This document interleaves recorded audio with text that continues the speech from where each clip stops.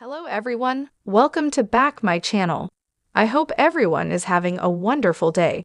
Before starting the video, please go ahead and hit the subscribe button.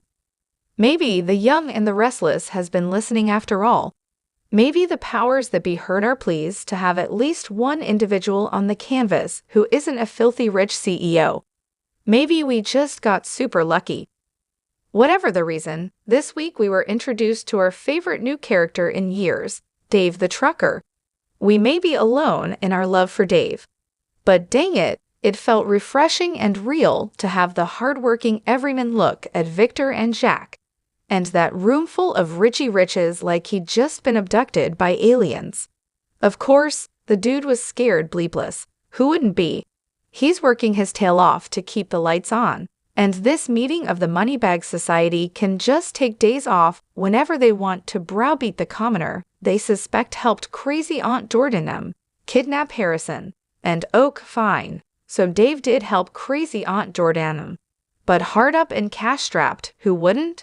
Who in their right mind could imagine how in her wrong mind she was?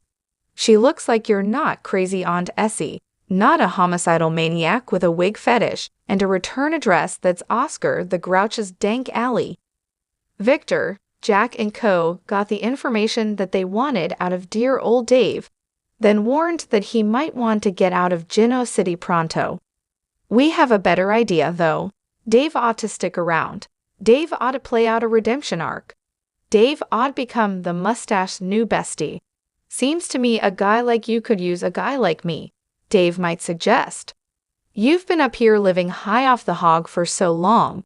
You've forgotten what it's like to have to share a trough with the pigs down there. Let me be your eyes and ears on the street. I am a man of the world, Victor would surely reply, and haughtily. I don't associate with lowlifes. You forgot a word, Dave would tell him. Victor expression says huh for him. Anymore, Dave would continue. You don't associate with lowlifes anymore. Unless you were born with a silver spoon in your mouth, you for sure had to climb over some to get where you are. Stick with me, and you'll never have to get your shoes dirty again. Rather than employ Dave as a henchman, Victor, deciding that he likes the plebeian's chutzpah, would give him a job working security at the ranch. My current team seems to think that undesirables are going to drive up and ring the doorbell, so the bar is set low, step over it. Gradually, Victor and Dave would become pals. Victor would begin to see that, underneath the stink of desperation, Dave is a decent guy, a funny guy, and one with a point of view that is sorely lacking in his life. Eventually, Dave could start getting invited to all the fancy pants parties in town. There, he could become smitten with Tracy, marveling that a smile from her feels as warm as an embrace.